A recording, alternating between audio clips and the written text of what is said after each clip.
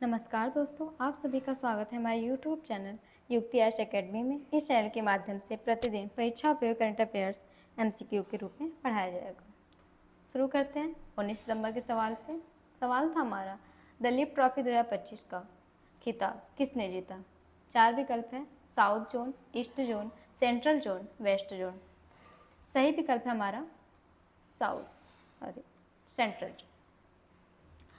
South zone को 6 wicket से हराकर 7वीं बार दलीप ट्रॉफी का खिताब जीता सेंट्रल जोन ने।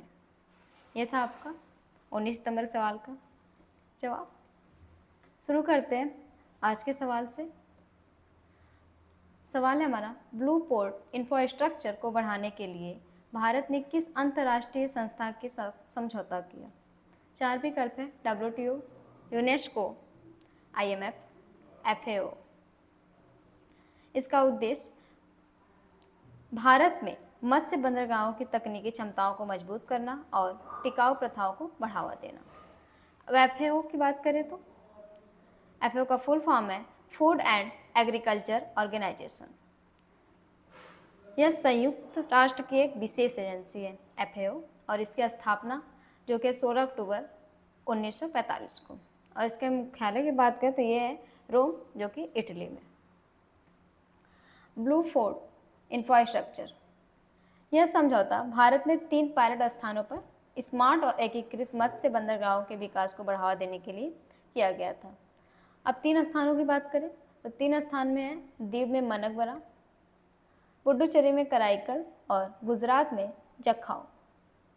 ये 3 ऐसे स्थान हैं जहाँ पर स्मार्ट और एकीकृत मत्स्य बंदरगाहों को विकास करने बढ़ावा दिया गया था। नेक्स्ट है, पाकिस्तान ने किस देश के साथ रणनीतिक पारस्परिक रक्षा समझौता हस्ताक्षर किया। 4 विकल्प हैं, सऊदी अरब, गुजरात, राजस्थान, उत्तर प्रदेश। सही विकल्प है हमारा सऊदी अरब। सऊदी अरब की बात करें इसमें तो सऊदी अरब, और यहाँ पे है रणनीतिक पारस्परिक रक्षा समझौता। अब रणनीतिक पारस्परिक रक्षा समझौता जो कि SMDA, इसका फुल फॉर्म है स्ट्रेटेजिक म्यूचुअल डिफेंस एग्रीमेंट। इसे रणनीतिक पारस्परिक रक्षा समझौता भी कहा जाता है। अब वहीं इसका उद्देश्य समझौते के अनुसार किसी भी एक देश पर हमला दूसरे पर हमला किया जाएगा, ऐसा था। वहीं नाटो की ग्रुप के आर्टिकल 5 की तरह ही इसमें एक और क्लॉज जोड़ा गया। उसमें भी सेम था कि किसी भी देश पर हमला दूसरे देश पर हमला माना जाएगा। नाटो की स्थापना की बात करें तो ये है 4 अप्रैल 1949 को, और इसका मुख्यालय ब्रुसेल्स, बेल्जियम में है। नाटो का फुल फॉर्म है नॉर्थ अटलांटिक ट्रीटी ऑर्गेनाइजेशन। इसे हिंदी में बोलते हैं उत्तरी अटलांटिक संधि संगठन। यह था आपका नाटो का। और SMDA का फिर से रिवाइज कर लेते हैं, strategic mutual defence agreement. Next है, भारत का पहला निजी क्षेत्र का सामरिक पेट्रोलियम भंडार किसके द्वारा बनाया जाएगा। 4 विकल्प हैं, Reliance industries, ONGC, Indian oil, mega engineering. सही विकल्प है हमारा मेगा इंजीनियरिंग। यह भारत का पहला निजी क्षेत्र का सामरिक पेट्रोलियम भंडार जो कि mega engineering and infrastructure limited द्वारा बनाया गया था। इसका स्थान है जो कि पादुर, जो कि कर्नाटक में है, और इसकी क्षमता है 2.5 मिलियन मीट्रिक टन। इसका उद्देश्य जो कि लक्ष्य इसका है भारत की ऊर्जा सुरक्षा को बढ़ाना और कच्चे तेल के आपातकालीन भंडार को मजबूत करना। सामरिक पेट्रोलियम भंडार, इसकी बात करें तो ये है आपका आपातकालीन परिस्थितियों में देश की ऊर्जा को जरूरतों को पूरी कर सके। इसका था जैसे कि युद्ध, प्राकृतिक आपदा, आपूर्ति में बाधा, ये सभी चीज़ों के लिए देश की ऊर्जा को जरूरतों को पूरी कर सके। ये था आपका। नेक्स्ट है, भारत की पहली archery premier league brand ambassador किसे बनाया गया है यहाँ पे। तो ये 4 विकल्प हैं, अल्लू अर्जुन, रामचरण, प्रभास, रजनीकांत। सही विकल्प है हमारा रामचरण को आर्चरी एसोसिएशन ऑफ इंडिया इन्होंने पद के लिए चुना था। यह देश की पहली फ्रेंचाइज आधारित तीरंदाजी प्रतियोगिता है जिसमें दुनिया भर के सर्वश्रेष्ठ रिकर्व कंपाउंड तीरंदाज शामिल होंगे। लीग 2 से 12 अक्टूबर 2025 तक नई दिल्ली की यमुना स्पोर्ट्स कॉम्प्लेक्स में आयोजित की जाएगी। इस लीग का उद्देश्य भारतीय तीरंदाजी प्रतिभा को एक वैश्विक मंच प्रदान करना और युवा एथलीटों को प्रेरित करना है। नेक्स्ट है, किस केंद्रीय मंत्री ने पूरे भारत में 500 से अधिक डेटा लैब स्थापित करने की घोषणा की है? 4 विकल्प हैं, अनुराग ठाकुर, पीयूष गोयल, प्रभास, अश्विनी वैष्णव। इसमें बात करें डेटा लैब की। डेटा लैब जो कि एक ऐसी जगह होती है जहां डेटा को इकट्ठा करके उनका विश्लेषण, प्रयोग और समाधान निकाला जाता है। इसमें सरकार ने इस कंसोर्टियम के लिए 986.6 करोड़ रुपए आवंटित किए ताकि 1 ट्रिलियन पैरामीटर वाला बृहद भाषा मॉडल विकसित कर सके। वहीं सरकार ने इसका कुल बजट 10,200 करोड़ रुपए है।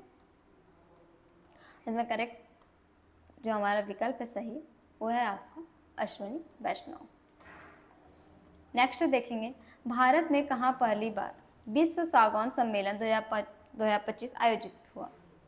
सही विकल्प है मुंबई, भोपाल, कोच्चि, महाराष्ट्र। सही विकल्प है हमारा कोच्चि।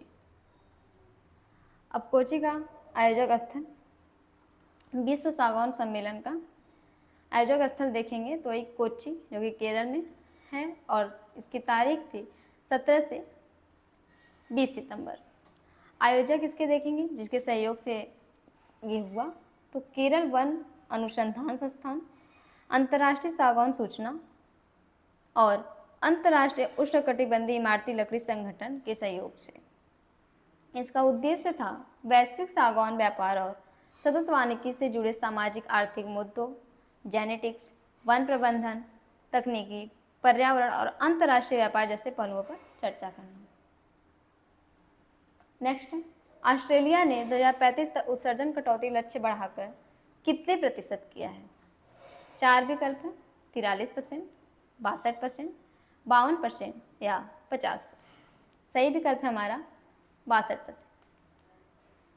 उत्सर्जन कटौती लक्ष्य बढ़ाकर 62% किया है। अब इसका लक्ष्य जो कि राष्ट्रीय हित महत्वाकांक्षी और प्राप्त करने के योग्य है और वही नेट जीरो की दिशा में एक महत्वपूर्ण कदम है जो स्वच्छ ऊर्जा उद्योगों में निवेश को बढ़ावा देगा।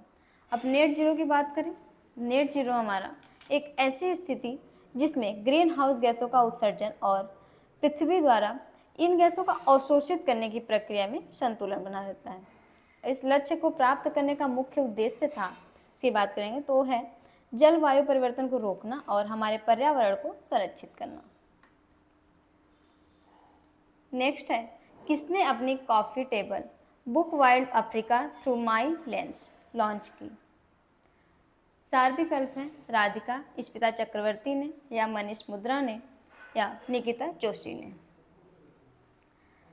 तो सही यहाँ पे विकल्प होगा आपका मनीष मुद्रा। इससे रिलेटेड कुछ और किताबें हैं जिसमें से है आपका जस्टिस डिनाइड जस्टिस लास्ट। इस पुस्तक के लेखक हैं कंचन चक्रवर्ती। वहीं the rise of the hitman पुस्तक, इसके लेखक हैं आर कौशिक। और वहीं लंदन में कैमेलिया पंजाबी ने अपनी cook book vegetables the Indian way launch किया। नेक्स्ट है, किसे दक्षिण कोरिया में भारत का नया राजदूत नियुक्त किया गया? 4 विकल्प हैं, बाबा कल्याणी ने, एस नारायण ने, गौरांग लाल दास ने या एस श्रीवास्तव ने। सही विकल्प है यहाँ पे गौरांग लाल दास ने। इसके अतिरिक्त कुछ और महत्वपूर्ण नियुक्तियां हैं जो देखेंगे हम, जैसे भूपेंद्र गुप्ता को एनएचपीसी, ये राष्ट्रीय जल विद्युत निगम का सीएमडी नियुक्त किया है। एनएचपीसी का फुल फॉर्म देखेंगे तो national hydro electric power corporation. वहीं दूसरे हैं अभिषेक सिंह जो नाइजीरिया में भारत का अगला उच्चायुक्त नियुक्त हुए हैं। तीसरे देखेंगे एफएसआईबी, ये वित्तीय सेवा संस्थान ब्यूरो ने एसबीआई के एमडी के रूप में रवि रंजन के नाम की सिफारिश की है। एफएसबीआई का फुल फॉर्म देखें, फाइनेंशियल सर्विस इंस्टीट्यूशन ब्यूरो। वहीं हीरो मोटो कॉर्प ने हर्षवर्धन चितले को सीईओ नियुक्त किया। नेक्स्ट है, बिहार के मुख्यमंत्री नीतीश कुमार ने बेरोजगार स्नातकों के लिए कितने रुपए के मासिक भत्ते की घोषणा की है? 4 विकल्प हैं, 500, 2000, 1000 या 1500। सही विकल्प है हमारा 1000। इन्होंने 20 से 25 वर्ष के लड़कों और लड़कियों के लिए 2 वर्षों तक प्रति माह 1000 रुपये स्वयं सहायता देने की घोषणा की है। आज का सवाल है जो कि आप लोगों के लिए, कि रक्षा मंत्री राजनाथ सिंह ने कहाँ पर मंथन 2025 सम्मेलन का उद्घाटन किया है? 4 विकल्प हैं। सही विकल्प को आप कमेंट बॉक्स में जरूर बताइएगा। इस वीडियो को अंत तक देखने के लिए आप सभी का धन्यवाद।